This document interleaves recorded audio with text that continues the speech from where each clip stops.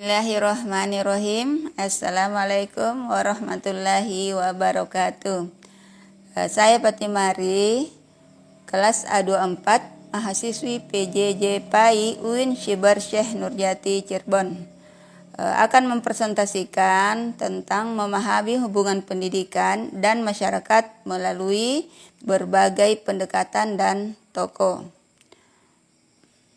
Sejarah munculnya sosiologi pendidikan. Itu lahir dari keprihatinan tokoh terhadap situasi pendidikan. Kemudian berkembang sebagai disiplin ilmu tersendiri. Terus selanjutnya berasal dari kebutuhan memahami pendidikan dari perspektif sosial. Kemudian inisiator kelahiran sosiologi pendidikan. Yang pertama ada Lester Frankworth tahun 1841 sampai 1893.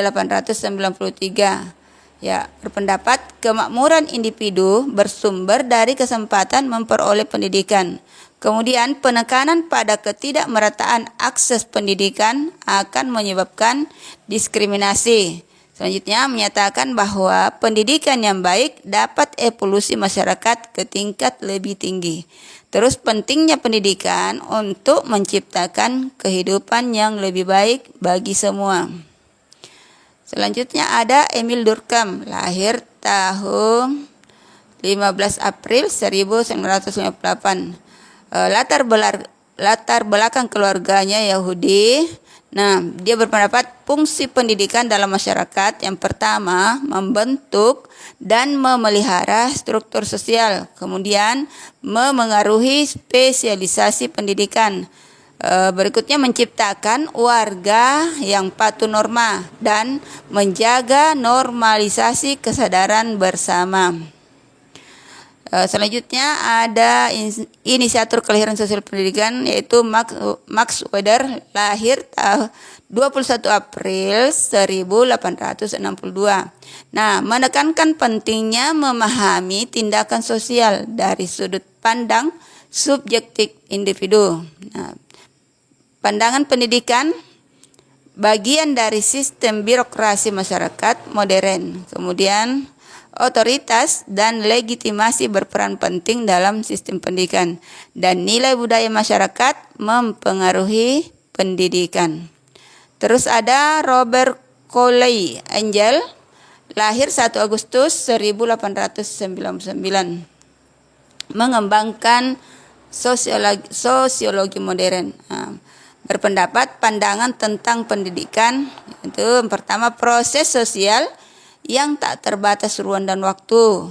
Kedua, alat dalam mempertahankan dan mengubah tatanan sosial. Kemudian pengaruh budaya dan nilai masyarakat dalam proses pendidikan. Selanjutnya menghubungkan urbanisasi dan dinamika sosial dengan pendidikan. Selanjutnya pandangan tentang pendidikan yaitu proses sosial yang tidak terbatas waktu dan tempat.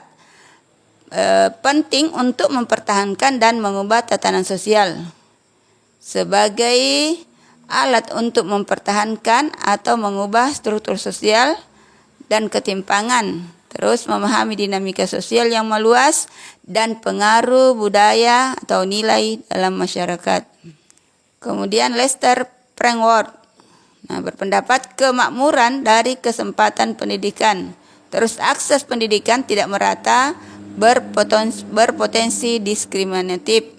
Terus pendidikan yang baik dapat membantu evolusi masyarakat untuk kehidupan lebih baik. Pandangan tokoh tentang pendidikan Emil Durkheim. Pendidikan sebagai fakta sosial. Kemudian menular norma dan nilai kepada individu. Terus mengarahkan perilaku disiplin, hormat, otoritas, kerjasama. Kemudian menentukan keterampilan dan pengetahuan penting seperti literasi dan numerasi. Kemudian memengaruhi status sosial dan kesempatan. Pendekatan dalam sosiologi pendidikan menekankan pentingnya memahami tindakan sosial manusia dari sudut pandang subjektif individu. Nah, pandangan Max Weber, satu, pendidikan sebagai bagian dari sistem birokrasi masyarakat modern. Kemudian yang kedua, otoritas dan legitimasi berperan penting dalam sistem pendidikan. Terus yang ketiga, nilai budaya masyarakat mempengaruhi pendidikan. Peran dan manfaat sosiologi pendidikan. Pertama, membantu mahasiswa memahami konteks sosial pendidikan. Kemudian, kedua, menyadari ketidaksetaraan sosial, ekonomi, gender dalam pendidikan. Ketiga, menghadapi tantangan kontemporer, globalisasi, teknologi, multikulturalisme. Yang keempat, menganalisis dinamika kelompok dan interaksi sosial di kelas. Yang keenam, menyadari pengaruh perubahan sosial terhadap pendidikan. Kemudian peran pendidikan masyarakat, sumber daya alam melimpah harus diolah oleh sumber daya manusia yang terdidik. Nah, pendidikan memperkuat struktur sosial dan ekonomi. Contoh sukses Singapura dan Korea Selatan, peningkatan bangsa berkat sumber daya manusia terdidik. Kekuatan sosial dalam perkembangan teori sosiologi.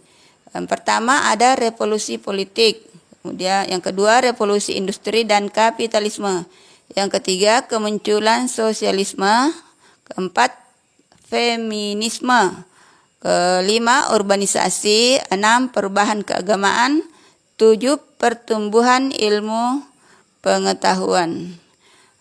Sekian yang dapat saya presentasikan. Terima kasih. Wassalamualaikum warahmatullahi wabarakatuh.